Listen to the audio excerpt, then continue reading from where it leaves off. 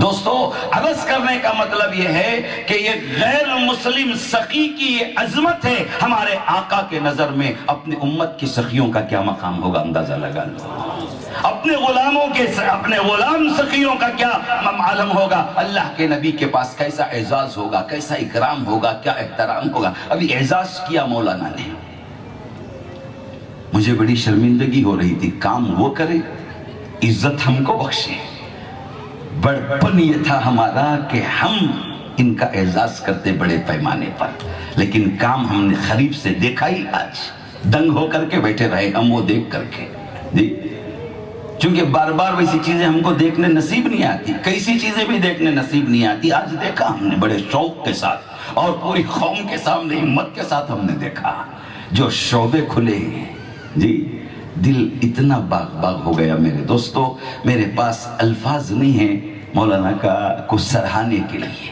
جی کوئی الفاظ کی شکل میں نہیں میرے دوستو, یہ میرے دل کے جذبات ہیں. اللہ تعالیٰ آپ کو بہترین اجر عطا فرمائے. آپ اعزاز اور حوصلہ افزائی کا بھی کام کر رہے ہیں. یہ اعزاز و یہ اکرام اللہ میدان حشر میں بھی باس کو عطا کریں گے. حدیث میں آتا ہے 4 آدمیوں کو یہ موقع ملے گا میدان حشر میں.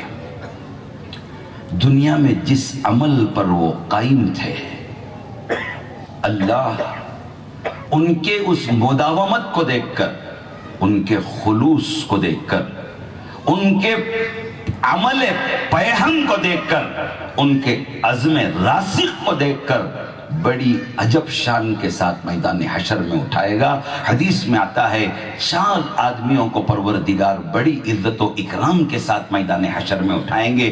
ایک شہید ہوگا, کچے خون اور کچے زخم کے ساتھ اٹھے گا, خون بہ رہا ہوگا.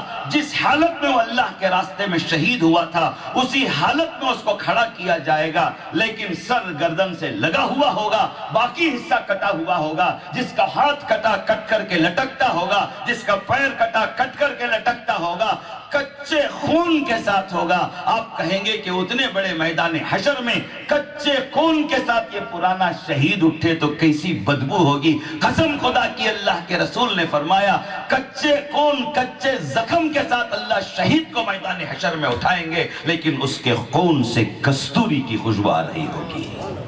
اس کے خون سے کستوری کی خوشبو آ رہی ہوگی, مشک و عنبر کی خوشبو آ رہی ہوگی.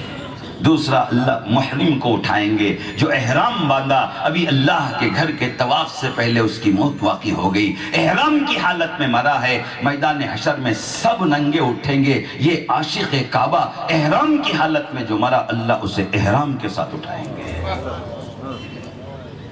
تیسری چیز علم ہے تو یہ اعزاز کی توفیق, یہ ارادے بھی ہوتے ہیں.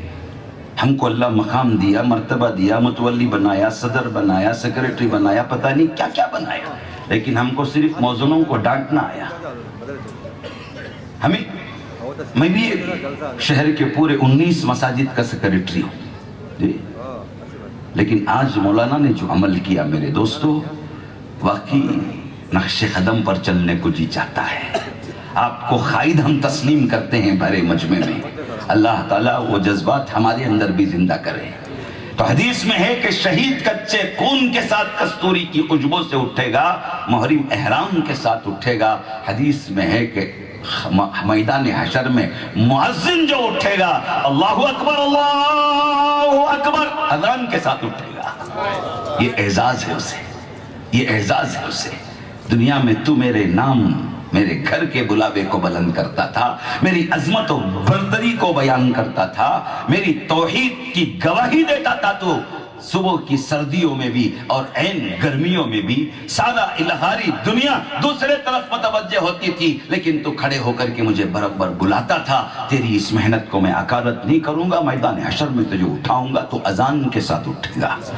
تیسرا میرے دوستو دیکھیے, وہ پوری جماعت اکثریت اس کے اندر ہے کہ فرمایا کہ چوتھا وہ ہے جو عاشق قرآن ہے، تالی قرآن ہے، حافظ قرآن ہے، شب و روز قرآن کریم کی تلاوت ہے اور اس کا دل لگا ہوا ہے قرآن کریم سے۔ بزرگوں، اللہ تعالیٰ میدان حشر میں ویسے عاشق قرآن کو قرآن کی تلاوت کرتے ہوئے اٹھائیں گے۔ اللہ تعالیٰ ہم سب کو، ہمارے طلباء کو، ہمارے رفقا کو، ہمارے ساتھیوں کو دن رات قرآن کریم کی تلاوت کی اللہ تعالیٰ توفیق عطا فرمائے۔ تو بزرگان محترم، یہ وہ مبارک کام ہے، ہر ایک کے ساتھ ہمدردی نبی پاک صلی اللہ علیہ وسلم کی سیرت کا خاصہ ہے، آپ کا عمل ہے، جسے دیکھ کر کے ہی انسان عاجز ہوئے تھے۔ آج جو کام اللہ کے نبی غیروں سے کیے، آج ہم اپنے قریبی رشتہ داروں سے کرتے ہوئے کتراتے ہیں۔ پھر ہم اللہ کی رحمت کے مددگار، امیدوار بنے بیٹھے ہیں کہ ہمارے گھروں میں وہ سکینہ نازل ہو جائے، وہ سکون نازل ہو جائے۔ ایک واقعہ یاد آیا، ابو جہل ہمہ قسم کی کوششیں ٹیم کے ساتھ مل کر کے کرتا رہا، ابی بن خلف کے ساتھ، عقبہ بن معیط کے ساتھ، اور پتہ نہیں کس کے ساتھ طرح طرح کی تکلیف اللہ کے نبی صلی اللہ علیہ وسلم کو دیا، لیکن کوئی تدبیر کارگر ثابت نہیں ہوئی، مشن کو وہ روک نہیں سکے۔ روز بروز اسلام جڑ پکڑتا گیا مکہ معظمہ کے اندر۔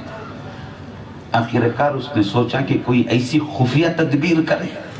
آج بھی جیسے نبی کے وارث چلتے ہیں، جیسے ان کو ہم نبی کے وارث کہتے ہیں، یہ اعلاء کلمت الحق کا کام کرتے ہیں، انسانیت کو تھامنے کا کام کرتے ہیں، ویسے اللہ فرعون کے وارثوں کو بھی چلاتے ہوئے آ رہا ہے، مال پکڑ کر کے رکھتے ہیں۔ ابو جہل کے وارثوں کو بھی چلاتے ہوئے آ رہا ہے، جو اسلام کے خلاف سازشیں نت نئے کرتے رہتے ہیں۔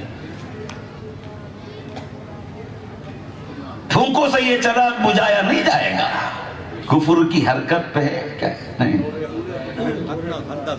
نور خدا ہے کفر کی حرکت پہ کندزن، پھونکوں سے یہ چراغ بجھایا نہ جائے گا۔ سازشیں تم کرتے رہو، یہ ہم کو ورثے میں ملی ہیں، یہ ہماری میراث ہے، یہ ہماری تاریخ ہے۔ ہر سازشوں کے بیچ میں ہم ترقی کیے ہیں، تلواروں کی جھنکاروں میں ہم جیت کر کے آئے ہیں، حاسدین کی جماعت سے ہم بلند ہوئے ہیں۔ کیا تمہارا حسد ابو جہل سے بڑا؟ کیا تمہاری سازش ابو جہل سے بڑی؟ خاندانی اختلاف، خاندانی دشمنوں کے درمیان ترقی کی اللہ کے نبی صلی اللہ علیہ وسلم نے۔ ابو لہب کی لاکھ چالیں نہیں چل سکی، کھلے طور پر صبح قیامت تک کے لیے باوجود چچا ہونے کے اللہ نے کہہ دیا قرآن کریم کے اندر، تبت یدا ابی لہب وتب ما اغنی عنہ مالہ وما کسب۔ خاندان بھی مخالف ہوتا ہے اس راستے میں، ہم اس کی پرواہ کرنے والے نہیں۔ مثال ہمارا نبی، گھرانہ بھی مخالف ہوتا ہے، ہم اس سے ڈرنے والے نہیں، ہم اس سے سہمنے والے نہیں۔ ہمارا کام ہم کرتے رہیں گے، اللہ تو ہمیں حوصلہ عطا فرما، ان کے صدقے میں اللہ تو ہمیں بھی حوصلہ عطا فرما، پورے شہر کو قبول فرما، نمونہ فرمائے اللہ اس شہر کو۔ مجھے خوشی ہوئی مولانا غیاث احمد صاحب بلد اللہ العالی اسی شہر کے، اسی علاقے کے، میں تو بہت ابھی چند منٹ پہلے تک میں مولانا کو حیدرآباد ہی کے سمجھ رہا تھا۔ یہ زمین بڑی تاریخی زمین ہے، ملک کو ضرورت پڑی، اللہ نے سلطان ٹیپو کو اس زمین سے عطا کیا۔ آج ملت کو ضرورت پڑی تو اللہ غیاث احمد رشادی کو کھڑا کیا۔ ایسے جیالے، ایسے طرح طرح سے ہر طبقے میں کام کرنے والے ٹیپو انشاءاللہ اس سرزمین میں پیدا ہوتے رہیں گے، پیدا ہوتے رہیں گے۔ آپ نے پھونک دیا، وہ جوہر پھونک دیا، ہم سہمنے والے نہیں۔ یہ عزم اور یہ حوصلہ، یہ ارادہ لے کر کے اٹھو۔ تو میں عرض یہ کر رہا تھا کہ ابو جہل سوچا کہ ہماری ملی جھلی سازشیں پوری نہیں ہو رہی ہیں، دن بدن یہ کام جڑ پکڑ رہا ہے، ایسا کریں ہم تنے تنہا یہ کام کو انجام دیں، اے محمد رسول اللہ، یہ محمد بن عبداللہ کو ختم کر دیں۔ بس وہ گیا اپنے گھر کے اندر، گھر کا دروازہ بند کر لیا، بیٹوں سے کہا کہ اب میں ایک مدت کے لیے شہر میں آؤں گا نہیں، مکے میں آؤں گا نہیں۔ ہر کوئی آپ سے پوچھے تو آپ یہ کہہ دینا ابا بیمار ہے، جو بھی پوچھے مکے میں آپ سے، آپ یہ کہہ دینا ابا بیمار ہے، بیمار ہے۔ بیٹوں نے پوچھا کہ جب آپ بیمار نہیں ہیں تو ہم کیوں بیمار کہیں؟ اور آپ کہتے ہیں کہ 1-2 دن نہیں، ایک مدت تک میں گھر کے اندر رہوں گا، یہ لمبی مدت آپ گھر میں چھپ کر گزارنے سے کیا ہوگا؟ ارے دیوانوں، بات پھیلاتے چلو مکے کے اندر کہ میں بیمار ہوں، میں بیمار ہوں، میں بیمار ہوں، میں بیمار ہوں۔ بیٹوں نے پوچھا اس سے ہوگا کیا؟ ارے اس سے یہ ہوگا کہ جہاں روسا قریش میری عیادت کے لیے آئیں گے، ہمیں امید ہے باوجود ہم ان کے دشمن اور مخالف ہیں محمد بن عبداللہ کے، لیکن ان کو اپنے برادر وطن کی محبت سے ہم کو پورا اندازہ ہے کہ وہ ہماری عیادت کے لیے ہمارے گھر آئیں گے۔ بیٹوں نے پوچھا کہ وہ عیادت کے لیے آپ کے گھر آ جائے تو ہو جائے گا کیا؟ لیکن ظالم نے سازش کیا کہ اپنے بیڈ روم کے اندر 4x4 ایک گڑا تقریباً 15-20 فٹ اس نے روزانہ وہ بیماری کے ہیلے سے آدمیوں کو رکھ کر رات کے اندھیرے میں گڑا کھودتا رہا، اور وہ مٹی بہت دور لے جا کر کے ڈلواتا رہا تاکہ کسی کو پتا نہ چلے کہ میں یہاں گڑا کھود رہا ہوں۔ اور اس کی یہ سازش تھی کہ میں کھجور کے وہ مٹے و پتے اس کے اوپر بچھا کر، اس کے اوپر بہترین قالین بچھا کر کے میں بیٹھوں گا، جب میرے بیماری کی خبر عام ہو جائے گی مجھے اس محمد بن عبداللہ کے اخلاق سے امید ہے ضرور وہ میری عیادت کو آئیں گے۔ جب وہ عیادت کو آئیں گے میں اپنے آپ کو بستر میں فریش پڑا رکھ کر کے میں بڑی ہی ادب و احترام کے ساتھ اس محمد بن عبداللہ کو بلا کر یہ قالین پہ بٹھاؤں گا، یہ نرم لکڑیاں ٹوٹ کر کے جب وہ گڑھے میں گرے گا اوپر سے پتھر ڈال کر کے میں ختم کر دوں گا۔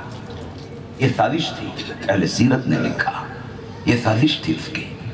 اب بیٹے مشہور کر رہے، 1 دن ہوا، 2 دن ہوا، ہفتہ ہوا، مقررہ اس کے اندازے کے مطابق ایک آدمی اچھل کود کر کے اوپر نہیں آ سکتا، 15-20 فٹ کا گڑا ہو گیا تو اس نے اور خبر کو عام کر دیا، اور خبر کو عام کر دیا کہ بیمار ہیں۔ جب اللہ کے نبی کے کانوں میں بات پڑی کہ ابو جہل بیمار ہے اور اسے بھی امید ہے، آج سگے بھائی کو امید ہے یا نہیں ہے میں نہیں معلوم، آج کزن کو امید ہے یا نہیں ہے وہ نہیں معلوم، آج میرے خلیر بھائی کو امید ہے یا نہیں ہے نہیں معلوم، کہ اس کا شہرہ تو بڑا چرچا ہے کہ آج اعزاز بھی دیا گیا کہ میں بیمار ہوں، یہ ہماری بیمار پرسی کے لیے آئے گا یا نہیں آئے گا، وہ آس اور افسوسی میں بیٹھا رہے گا۔ لیکن ابو جہل کا عقیدہ ہے محمد رسول اللہ کے متعلق، یہ وہ با اخلاق انسان، انسانی ہمدردی اپنے دل کے اندر رکھنے والا ہے، میری بیماری کی خبر سنے گا تو ضرور عیادت کو میرے گھر آئے گا۔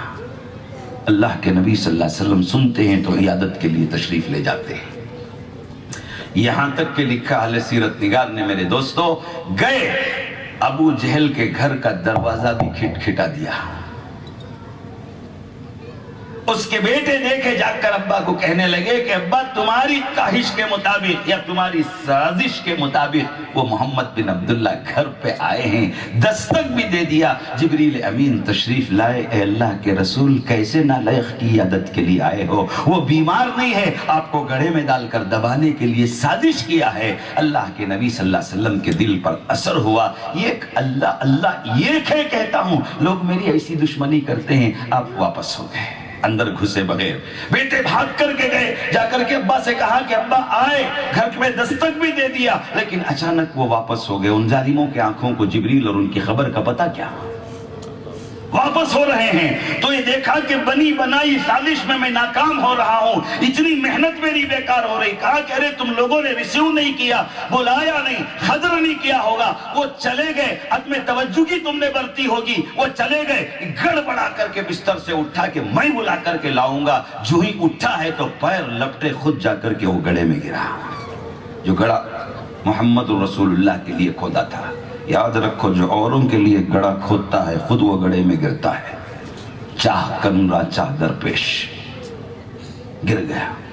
بیٹے دیکھے باپ گر گیا، ابا اب یہ تو اتنا لمبا گڑھا بنایا تھا کہ ہاتھ نہ پڑے، کوئی دم مار کر کے اوپر نہ آئے، دیکھا کہ بہت ڈیپتھ ہے، فوراً گئے بچے رسی لائے، لا کے 10 جی 10 فٹ کی رسی لا کر کے، چونکہ گڑا تھا ہی 15-12 فٹ میرے دوستو، 2 آدمی خاص، وہ رسی چھوڑا، لیکن جیسے جیسے رسی جا رہی ہے گڑے کا تعمق بڑھتے جا رہا ہے، اس کا ڈیپتھ بڑھتے جا رہا ہے، وہ نیچے کی طرف جا، ہاتھ کو رسی اپڑتی نہیں، بیٹوں نے دیکھا، دوسری رسی جائنٹ کیا، تیسری رسی جائنٹ کیا، جیسے جیسے رسی چھوڑ رہے ہیں ابو جہل کے ہاتھوں کو نہیں لگ رہی ہے۔ دوستو واقعہ اس لیے میں نے عرض کیا، اندر سے پکار کر کے وہ دشمن کہتا ہے بیٹوں سے، ارے میری اولاد تم ضرور صحیح، لیکن تمہارے لیے گرتی ہوئی انسانیت کو تھامنے کا دل نہیں، یہ مکے کی زمین پر یہ گڑے سے مجھے کوئی اٹھا سکتا ہے تو وہ محمد بن عبداللہ ہیں جن کے دل میں انسانیت کی قدر ہے،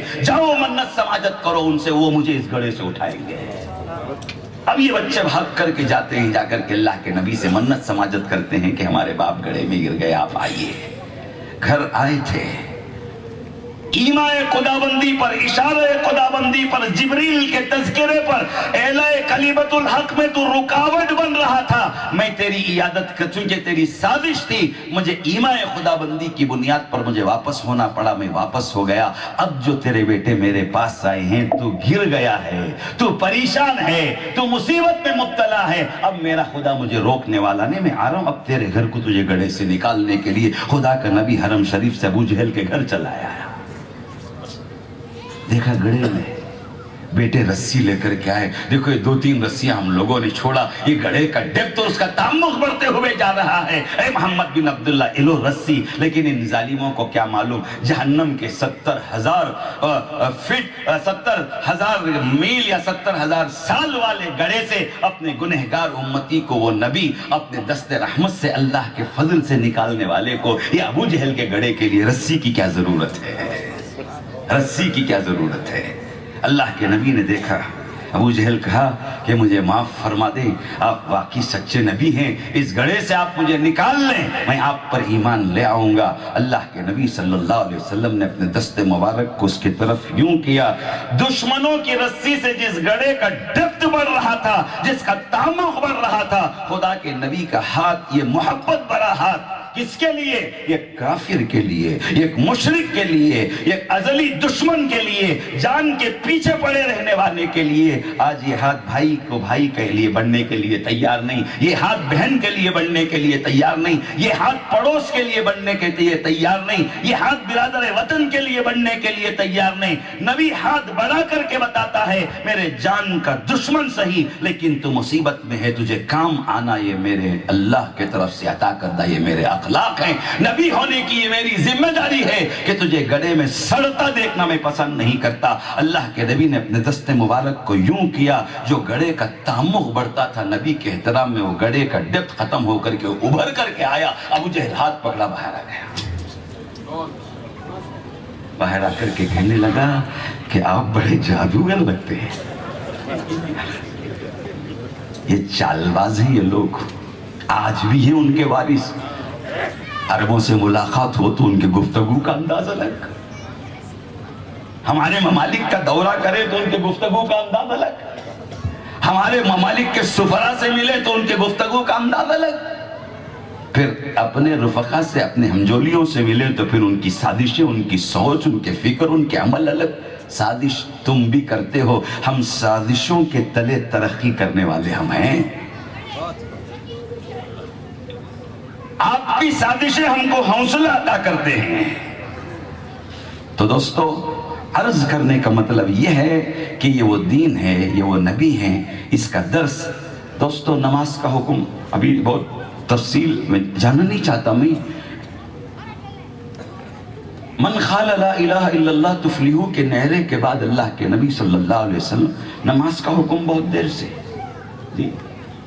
زکوٰۃ کا حکم بہت دیر سے، آپ پڑھیں اٹھا کر کے ان چیزوں کو پتہ چلے گا، لیکن شروع دن سے اللہ کے نبی صلی اللہ علیہ وسلم پاکیزہ اخلاق کی تعلیم، انسانی ہمدردی کی تعلیم، بھائی چارگی کی تعلیم، خیر سگالی کی تعلیم۔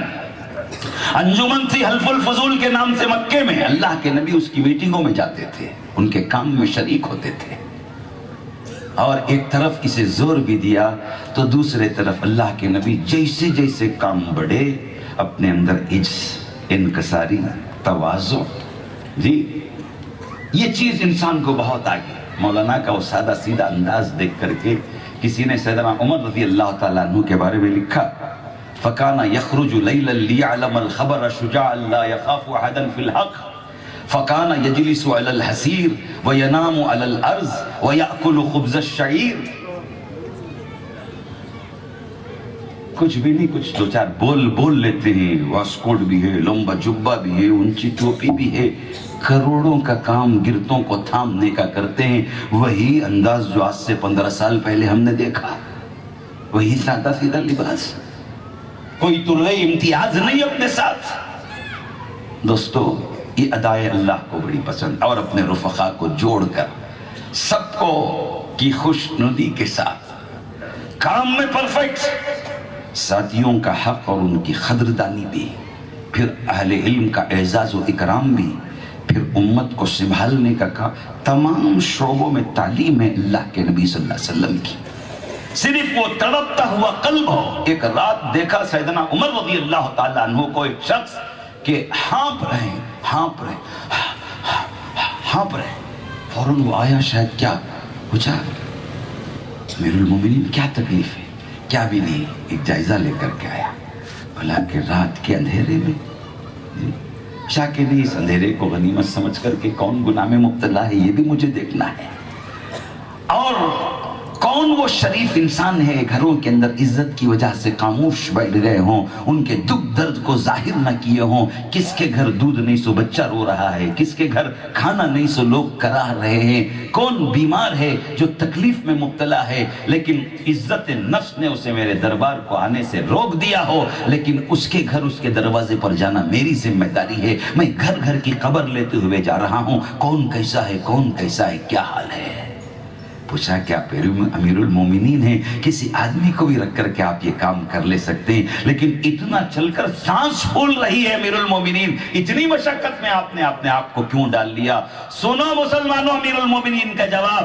آپ نے جواب میں فرمایا مجھے ڈر ہے اس بات کا کہیں اللہ یہ نہ سوال کر دے، عمر ہم نے تم کو دنیا کے اندر حکومت و خلافت عطا کیا، تمہاری خلافت میں ایک کتا کیوں بھوکا مر گیا؟ اگر یہ کتا بھی بھوکا مرے گا تو میں اللہ کے پاس جواب دینے سے ڈرتا ہوں. جن کو جانوروں کی بھوک کہی ہے، یہ فکر ہو، وہ اپنی امت کے لیے، اپنے ساتھ اپنے اس محمد رسول اللہ کی امت کے لیے کیسا تڑپنے والا دل رکھے ہوں گے میرے دوستو. آج اگر ورثے میں وہ چیز ہم کو ملی ہے، آج بھی ہماری قیادت کو دنیا تسلیم کرنے کے لیے تیار ہے. یہی وصف بہت ضروری ہے. مال کا نام عظمت و وقار نہیں، مال کا نام ترقی نہیں میرے دوستو. اخیر میں ایک بات عرض کروں، چونکہ ہر چیز یہاں پابندی کے ساتھ ہوتی ہے. نوشیروان عادل کے دربار کا ایک اصول تھا، خوش ہو کر کے وہ زہ کہتے. زہ کا مطلب ہے واہ، کچھ نہ معلوم، زہ کا مطلب ہے واہ.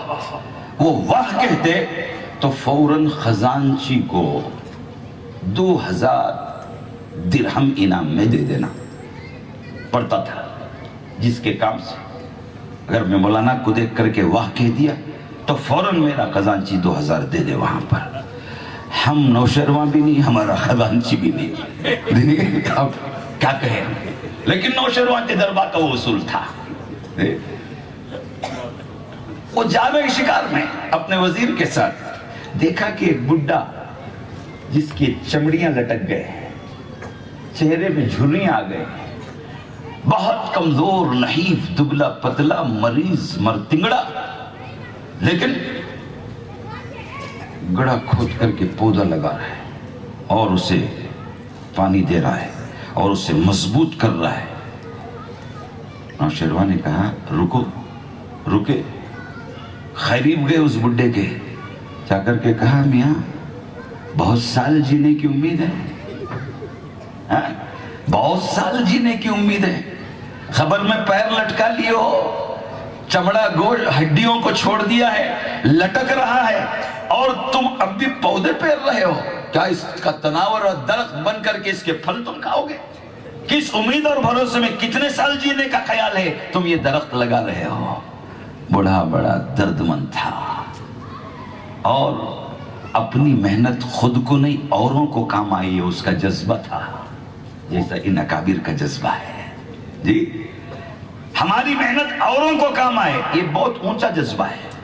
وہ بوڑھے نے نوشیروان کو دیکھ کر کے کہا سرکار مجھے معاف کیجئے، میں اس نیت سے درخت نہیں لگا رہا ہوں، میں اس نیت سے درخت لگا رہا ہوں ہمارے بڑے درخت لگائے تھے ہم اس کا پھل کھائے، آج میں درخت لگا رہا ہوں تاکہ پیچھے آنے والی نسلیں کھائے. بادشاہ متاثر ہوا، واہ کہا اس نے، فوراً خزانچی 2000 درہم اٹھا کر کے انعام میں بڈھے کو دے دیا. دیتے ہی بڈھا لے کر کے بادشاہ سے کہا جہاں پناہ لوگ بچپن میں بوتے ہیں تو بڑھاپے میں پھل پاتے ہیں، لیکن وہ بڈھا ہوں میں، ابھی پیرا ہوں ابھی پھل مل گیا مجھے. بادشاہ نے کہا واہ، پھر 2000 درہم اٹھا کو دینا پڑا اسے. 2000 درہم. بوڑھے نے کہا جناب ہر ایک کا درخت سال میں ایک بار پھل دیتا ہے، لیکن میرا درخت دن میں 2 مرتبہ دے دیا. بادشاہ نے کہا واہ، خزانچی 2000 درہم اٹھا کر کے دے دیا. خزانچی 2000 درہم اٹھا کر کے دے دیا. دیتے ہوئے خزانچی نے کہا جہاں پناہ بڈھا بڑا ہوشیار ہے، جلدی نکل جاؤ ورنہ پورا خزانہ خالی ہو جائے گا، پورا خزانہ خالی ہو جائے گا. تو دوستو کبھی اوروں کے لیے جو محنت ہوتی ہے اس کا پھل اللہ ایسا ریٹرن کرتے ہیں، ایسا پلٹا کر کے دیتے ہیں، گن سکو وہ تو گن نہیں پاؤ گے. مال نہیں، سکینہ، سکون، طمانینت، عافیت، عزت، اقتدار، وقار. آج دنیا اسے نعمت ماننے ہی کے لیے تیار نہیں ہے، صرف کرنسی کو نعمت مانتے ہیں، کرنسی کو نعمت مانتے ہیں. اللہ تعالیٰ جب دے گا وَإِن تَعُدُّ نِعْمَةَ اللَّهِ لَا تُحْصُوهَا، ضرور اللہ آپ سب کو اس کا آشنا کرے گا. آپ کی برکت سے اللہ تعالیٰ ہم کو بھی موقع عطا فرمائے، پورے شہر کو اللہ قبول کرے، اس مٹی کے اس جیالے کو اللہ سارے عالم میں مقام و مرتبہ عطا فرمائے. یہ کام جیسا کہ مولانا نے فرمایا سارے عالم کے اندر پھیلے، اس سے ہم تو ہم اغیار بھی اس سے ایسے تنظیموں کو قائم کریں، اس کی برکت سے اللہ ان کو ہدایت نصیب فرمائے. وآخر دعوانا الحمدللہ.